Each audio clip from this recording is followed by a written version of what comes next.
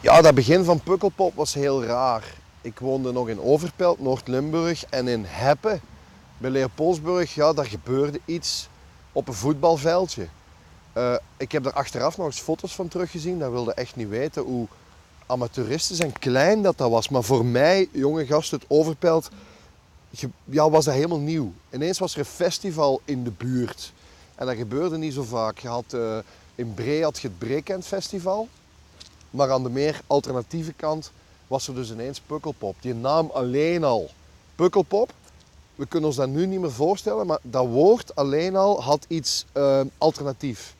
Dat was al revolutionair, tussen haakjes. Pukkelpop, je wist niet wat daar kwam.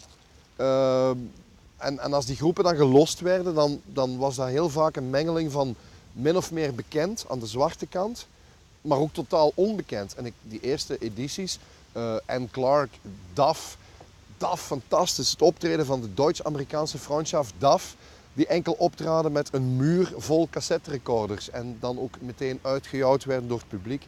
The Neon Judgment, Front 242 heb ik daar gezien in Heppe, geweldig. Als ik me niet vergis, Anne Clark, de punk poetry dichteres, die niet opgetreden heeft, want haar geweldige Fairlight computer werkte niet. Zo ging dat dan toen. En dat eindigde ook altijd Pukkelpop die eerste jaren met een reggae band. Ik heb eigenlijk nooit echt begrepen waarom. En ik hield ook niet van reggae, maar toch lukte dat, omdat tegen dan waren ze zo vreselijk dronken, dat reggae daar de perfecte soundtrack bij was. En dat klopte toch wel allemaal. Dat was ineens een klein festival met een visie. En ja, een jonge Marokkaanse organisator, Chokri Maasin, die zelf in frontstage stond, de veel te hoge dranghekken tegenhouden als het publiek weer eens te wild werd. En dat gebeurde. De beginjaren van Pukkelpop waren bijzonder heftig. Maar dus op een klein voetbalterrein. En achteraf is het enigszins uit de hand gelopen. Het was voor een deel, het was een mengeling. Hè. Uiteraard ging het om muziek, Pukkelpop, in het begin. Alternatieve muziek, onbekend, maar heel goed. En voor een deel was het ook een soort initiatief van de linkerkant van het politieke spectrum. Dat was wel duidelijk. Het was pas achteraf dat we leerden dat er effectief een partij mee gemoeid was. Maar het was wel duidelijk dat het een beetje een gebalde vuist was. Ik zal zeggen tegen het establishment op dat moment. Hè. Andere muziek in Limburg was aan de brave kant. Alhoewel, er gebeurden wel dingen. Hè. Je had Breekend in Bree en je had Neurorock helemaal in het zuiden, in Sint-Truiden. Toch ook redelijk heftige festivalletjes. Dus wat dat betreft was Limburg goed voorzien. Maar Pukkelpop was toch nog net iets anders, omdat er, althans vanuit mijn aanvoelen, hing er een licht anarchistisch tintje aan. Achteraf bleek dat allemaal wel mee te vallen. Maar vanaf het moment dat het iets anders was dan de Radio's en Soul Sister en de Kreuners, was het al rap anarchistisch. Dus wat dat betreft zat het wel goed. Plus iemand had voor u bepaald dat dat de groepen van het moment waren. Dat vond ik eigenlijk wel straf. Mij hadden ze niks gevraagd, maar ik vond het allemaal goed. Ik ging gewoon ieder jaar naar Pukkelpop. En er was geen haar op mijn hoofd dat eraan dacht om daar ooit zelf te mogen optreden. Achteraf is dat allemaal goed gekomen.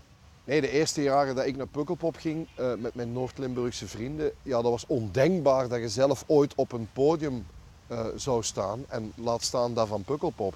Nochtans was dat podium van Pukkelpop heel in het begin een iets wat wankele constructie.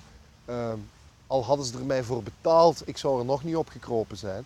Maar in mijn ogen, in de gretige ogen van een jonge mens uit Noord-Limburg, was dat al heel wat dat op een voetbalveldje in Heppe internationale artiesten kwamen spelen. Dat alleen al was al vernieuwend. Achteraf, met verschillende tussenstappen en andere terreinen, is dat festival groter en groter geworden. En geworden tot wat het nu is. Een driedaags, maanden op voorhand uitverkocht mega ding.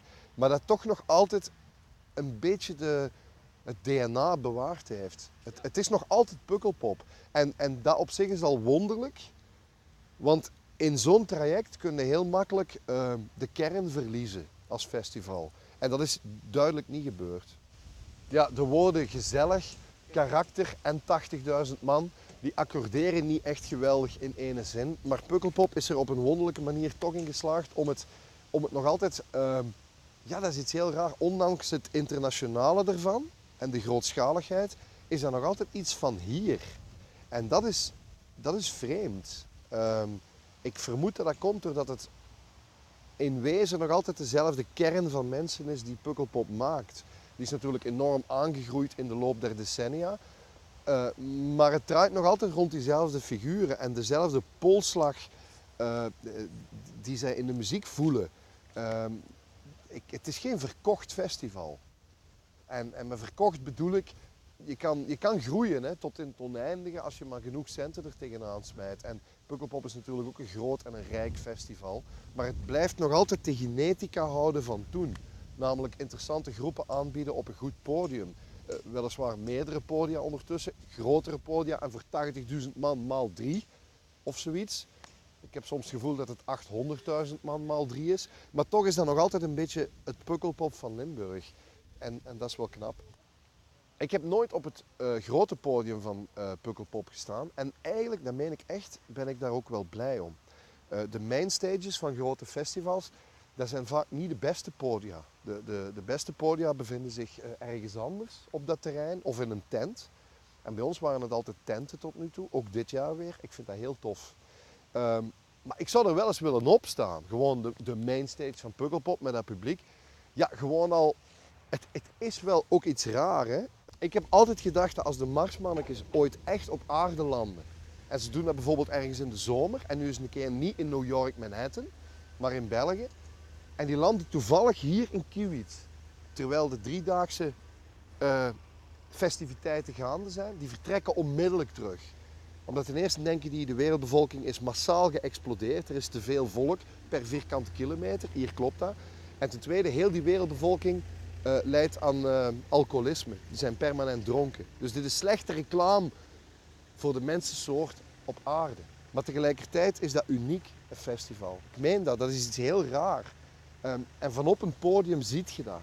Je mocht vanop een podium op een groot festival nooit nadenken over wat je ziet. Want daar worden een beetje gek van. Je ziet namelijk massaal veel volk die raar doen voor ja, een paar mannetjes op een groot podium met een hoop teringherrie en licht. Dat krijg je eigenlijk op andere planeten niet uitgelegd. Ja, ik heb op Pukkelpop al honderden groepen gezien. Heel veel goede groepen, maar ook helaas veel slechte. Maar dat hoort zo op een groot festival. Maar één artiest heb ik hier nog nooit gezien. En dat vind ik een absoluut gemis. En ik vermoed dat Chokri hem ofwel niet goed vindt, ofwel te duur. Kan ik me niet voorstellen. Of dat Eppo, de samensteller, misschien niet zo'n geweldige fan is. Maar ik wel. Ik zou heel graag Morrissey zien op Pukkelpop.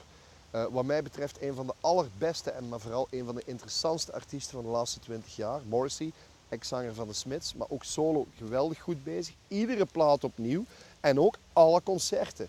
Performer van het zuiverste homofiele water. Een vette Jeannette, maar een ongelooflijk beest op podium. En bovendien iemand die heel mooi songs kan writen. Kortom, die mis ik op Pukkelpop. Morrissey. Echt waar, als Morrissey komt, dan kom ik hier 3 weken op voorhand al staan, op deze plek. Dus vanaf nu eigenlijk zo'n beetje ongeveer op deze plek. En bovendien lijkt Morrissey wel wat op Morrissey. Alleen ben ik geen vette Jeannette. Maar zwart.